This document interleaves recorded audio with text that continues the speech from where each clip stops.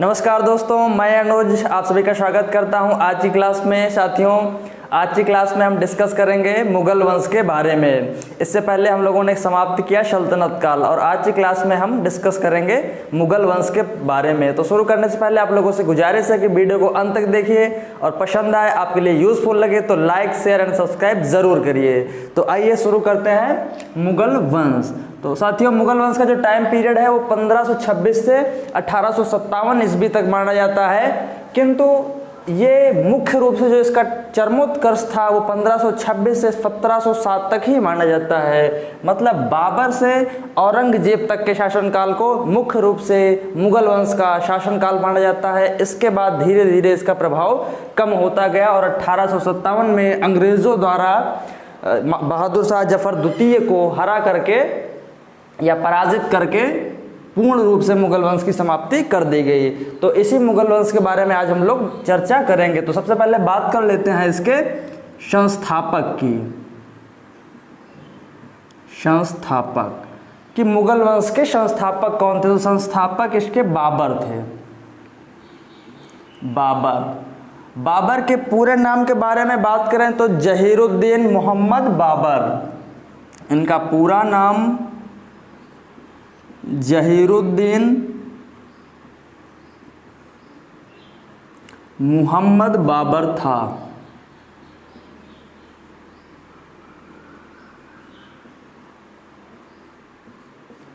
बाबर के प्रारंभिक जीवन से जुड़ी कुछ बातें कर लेते हैं, जैसे कि इनका जन्म 14 फरवरी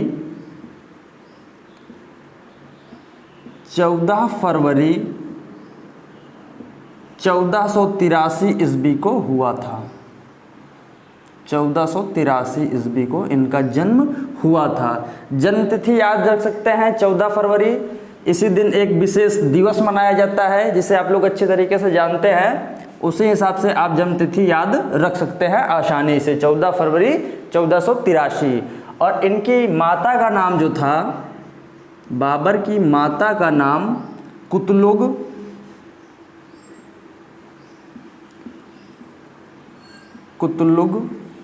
निगार खानम था। और इनके पिता का नाम उमर शेख मिर्जा। पिता उमर शेख मिर्जा।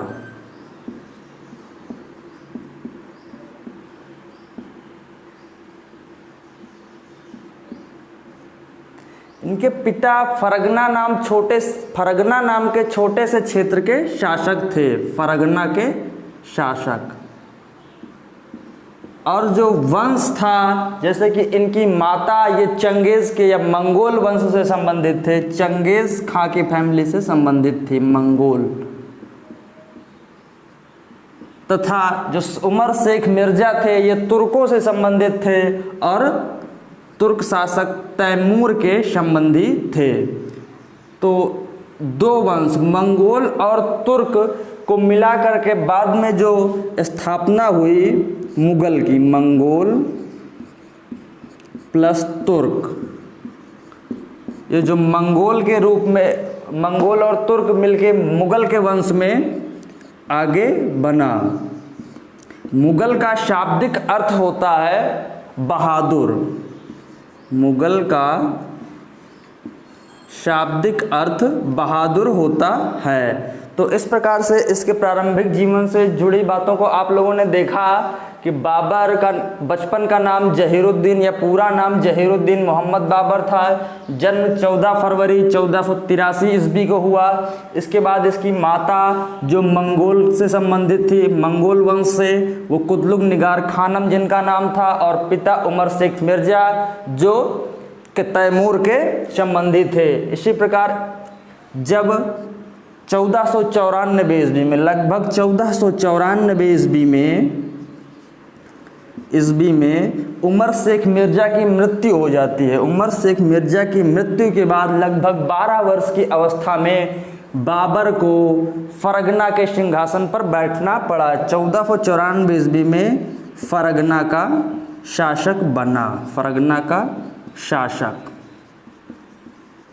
बाबर एक बहादुर और महत्वाकांक्षी शासक था। इसने पहले फरगना से मध्य एशिया की तरफ अपना विस्तार करने का प्रयास किया। जैसे मैप में आप लोग देख लीजिए, ये भारत है तो यहाँ पे लगभग फरगना था, उसके इस साइड में ये मध्य एशिया के तरफ अपना शासन चलाना चाहता था, किंतु इसे यहाँ पर कई बार विजय मिली, लेकिन ये यहाँ पे टिक नहीं सका और इसे यहाँ से भागना पड़ता था। और उसी समय इस तरफ पूर्व में अफ़गानिस्तान और भारत में उथल पुथल थी, जैसे कि सल्तनत काल का अंतिम शासन चल रहा था लोदी वंश का, तो इस तरफ से इसे निमंत्रण भी मिल रहे थे यहाँ आक्रमण करने के लिए।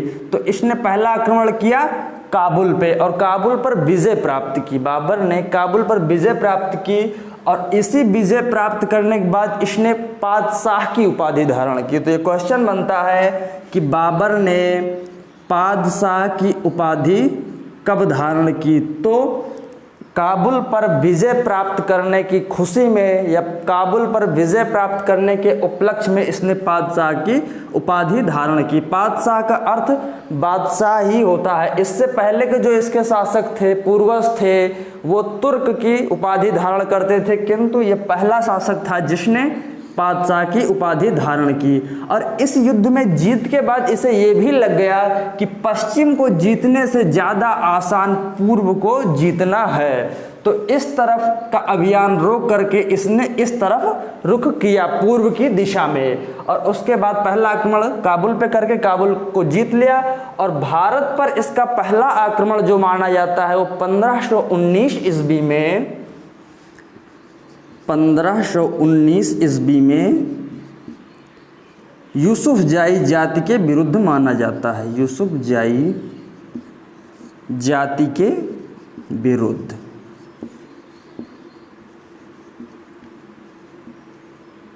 यूसुफजाई जाति के विरुद्ध आक्रमण करके 1519 में इसने बाजौर और भेरा पर कब्जा कर लिया। बाजौर और भेरा पर कब्जा कर लिया। बाजौर और भेरा पर कब्जा करने के साथ ही इसकी महत्वाकांक्षा और बढ़ी और ये पूर्व में अपना विस्तार करने के प्रयास में इसने भारत पर या दिल्ली पर आक्रमण किया सीधे 1526 पे। तो भारत पर प्रथम आक्रमण के बारे में पूछा जाए तो 1519 में यूसुफजाई जाति के विरुद्ध, लेकिन भारत पर मुख्य रूप से प्रथम आक्रमण जो हुआ था वो 1526 में हुआ था। तो बाबर द्वारा लड़े गए भारत में प्रमुख युद्धों के बारे में बात कर लेते हैं। बाबर द्वारा भारत में कुल 4 प्रमुख युद्ध लड़े गए, उन्हीं को एक क्रम से देख लेते हैं क्योंकि उनसे ऑब्जेक्टिव बनता है। पहले युद्ध की बात करें तो पानीपत का प्रथम युद्ध, पानीपत का प्रथम युद्ध। पानीपत के प्रथम युद्ध की बात करें तो ये 21 अप्रैल 1526 ईस्वी को लड़ा गया। 21 अप्रैल 1526 ईस्वी को लोदी वंश के अंतिम शासक इब्राहिम लोदी और बाबर के मध्य लड़ा गया। इब्राहिम लोदी,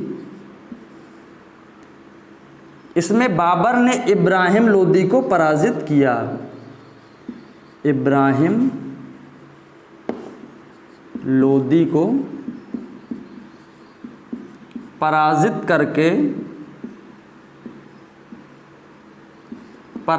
करके दिल्ली में एक नए राजवंश मुगल वंश की स्थापना की। पराजित करके मुगल वंश की स्थापना की।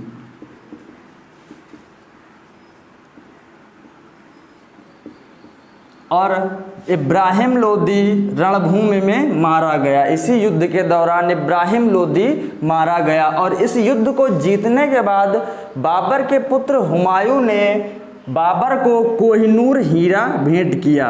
बाबर को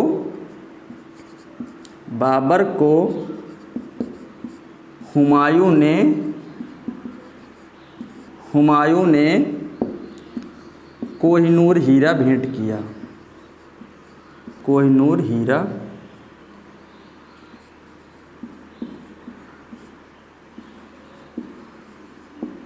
भेंट किया। ये हुमायूं को जो कोहिनूर हीरा मिला था, ये राजा विक्रमजीत से इसने ये कोहिनूर हीरा या विश्व प्रसिद्ध कोहिनूर हीरो को इसी युद्ध के विजय के पश्चात राजा विक्रमजीत से हुमायूं ने प्राप्त किया और अपने पिता को भेंट किया युद्ध जीतने के बाद खुशी में। और इस युद्ध को जीतने के बाद बाबर ने कलंदर की उपाधि धारण की। कलंदर अर्थात उदार प्रकृति वाला, कलंदर अर्थात उदार। क्योंकि इस युद्ध को जीतने के बाद बाबर के पास इतनी ज़्यादा धन दौलत आ गई थी जिससे इसने अफगान के जो इसके जितनी भी जनता थी, जितने भी लोग थे, सबको एक एक चांदी के सिक्के दान में दिए। दिल्ली पर विजय प्राप्त करने के उपलक्ष्य में या दिल्ली को जीतने के बाद इसने समस्त अफगान वासियों को एक एक चांदी के सिक्के उपहार स्वरूप भेंट किए और उसी में इसे कलंदर की उपाधि मिली, अर्थात उदार प्रकृति वाला, उदार समझ लीजिए। इसके बाद इस युद्ध को प्रत्यक्ष रूप से देखने वाला, जो व्यक्ति था, प्रत्यक्ष रूप से देखने वाला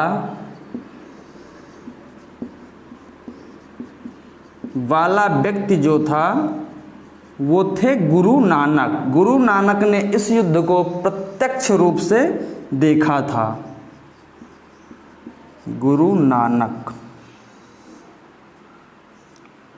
और इस युद्ध के दौरान इसने सर्वप्रथम तुगलमा युद्ध नीति, अगला जो पॉइंट है कि बाबर ने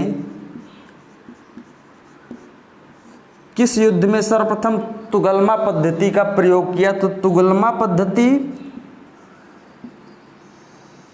और तोप खाने का प्रयोग किया। तोप खानों का जो इसने प्रयोग किया था वो उस्मानी पद्धति प्रयोग की थी। तोप खाने को चलाने के लिए, तोप खाने के लिए उस्मानी पद्धति,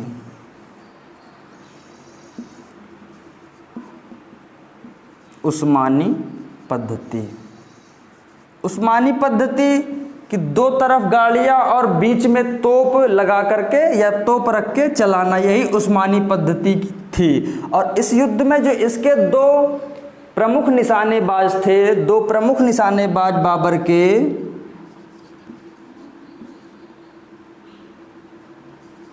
दो प्रमुख निशानेबाज जिन्होंने इस युद्ध में भाग लिया, उसमें पहले का नाम उस्ताद अली और दूसरे का नाम मुस्तफ़ा था।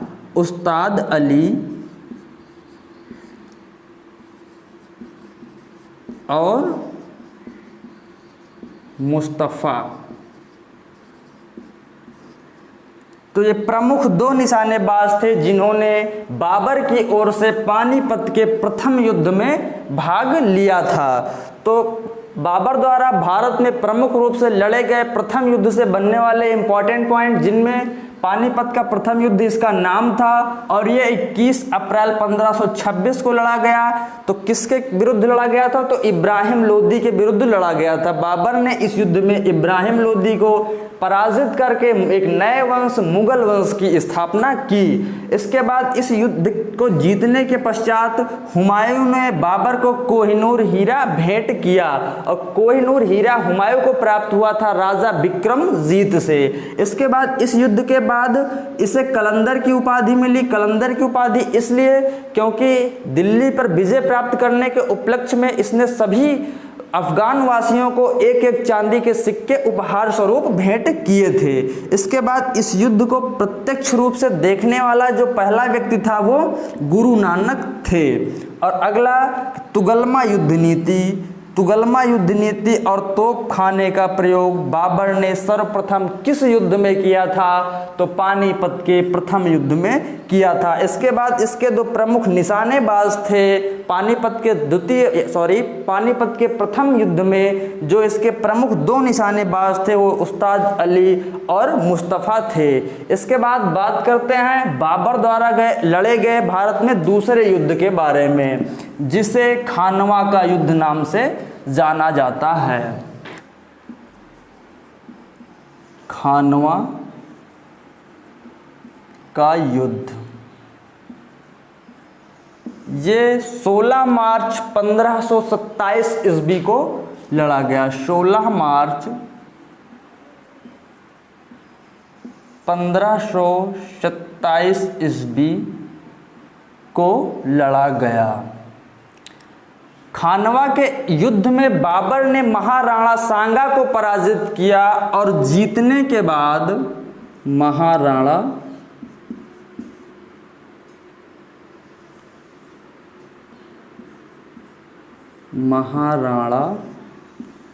सांगा।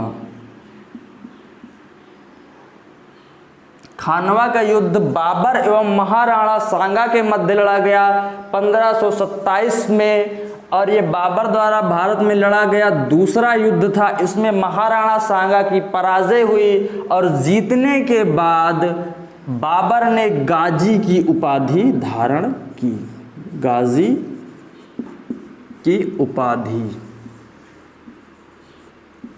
इस युद्ध को जीतने के उपलक्ष्य में या जीतने के बाद बाबर ने गाजी की उपाधि धारण की। और इस युद्ध से एक पॉइंट और बनता है कि इसी युद्ध के दौरान बाबर ने जिहाद का नारा दिया था। क्वेश्चन बनता है कि बाबर ने किस युद्ध के दौरान जिहाद का नारा दिया था? तो यही खानवा के युद्ध के दौरान जिहाद का नारा दिया था। जिहाद का नारा बाबर ने खानवा के युद्ध के दौरान दिया था। तो युद्धों से जो इंपॉर्टेंट क्वेश्चन बनते हैं, पहला युद्ध का नाम और दूसरा सन, किस सन में लड़ा गया, किसके विरुद्ध लड़ा गया और इस पर विजय किसने प्राप्त की, और इससे बनने वाले जो एक दो इम्पॉर्टेंट पॉइंट। तो इम्पॉर्टेंट पॉइंट में कि इस युद्ध को जीतने के बाद इसने गाजी की उपाधि धारण की और जिहाद का नारा दिया बाबर ने। इसके बाद इस क्रम में बात कर लेते हैं बाबर द्वारा लड़े गए अगले युद्ध के बारे में, जिसे चंदेरी के युद्ध के नाम से जाना जाता है। चंदेरी का युद्ध।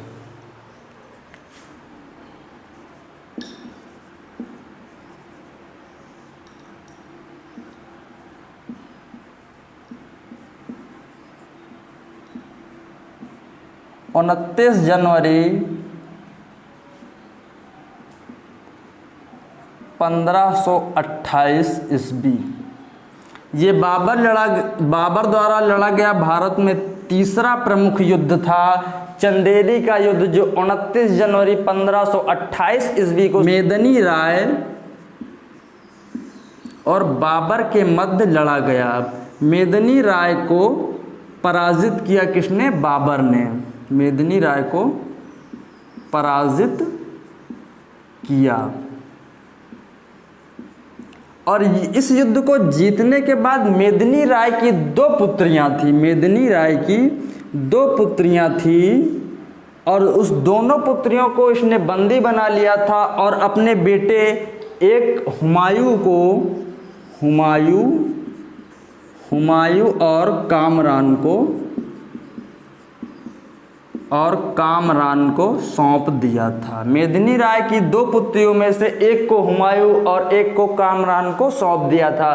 तो इस युद्ध से यही इंपॉर्टेंट पॉइंट कि किनके बीच लड़ा गया था? तो मेदिनी राय और बाबर के मध्य लड़ा गया था। कब लड़ा गया था? तो 29 जनवरी 1528 ईस्वी को ये लड़ा गया था। इसमें इसकी दो पुत्रियों को बंदी बना लिया गया था। मेदिनी राय की दो पुत्रियों को बंदी बना लिया गया था बाबर के द्वारा। इसके बाद या इस क्रम में अगले युद्ध के बारे में बात करते हैं, बाबर द्वारा लड़े गए चौथे युद्ध के बारे में। चौथा युद्ध जो घाघरा के युद्ध के नाम से चर्चित है, घाघरा का युद्ध, घाघरा या घग्गर का युद्ध।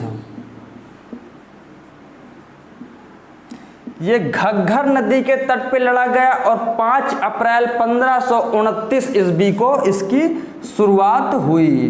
5 अप्रैल 1529 ईस्वी को इस युद्ध की शुरुआत हुई। तो घाघरा नदी के तट पे बाबर और अफगानों के मध्य ये लड़ा गया। किसके मध्य? अफगानों और बाबर के मध्य। इसमें अफगानों की पराजय हुई। अफगानों व बाबर के मध्य इसमें अफगानों की पराजय हुई।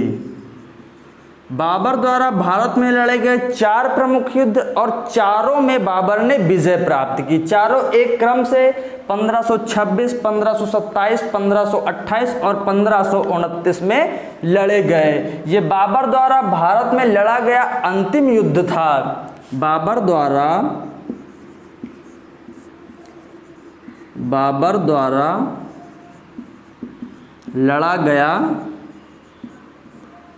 अंतिम युद्ध था।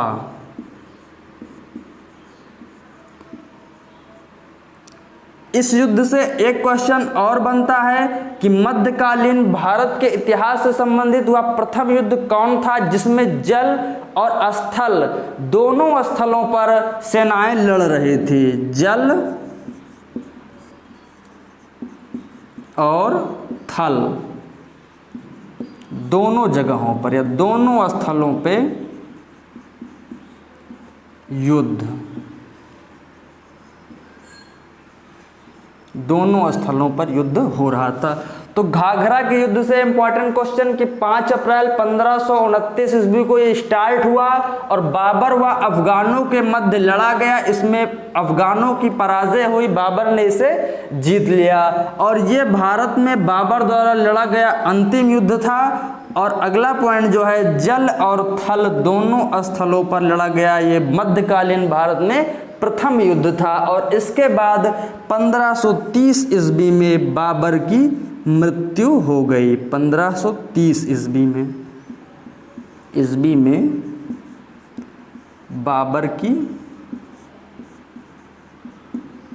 मृत्यु। तो ये जो इसके जीवन की घटनाएं हैं भारत आने के बाद वो एक एक साल के अंतराल पर होती गई।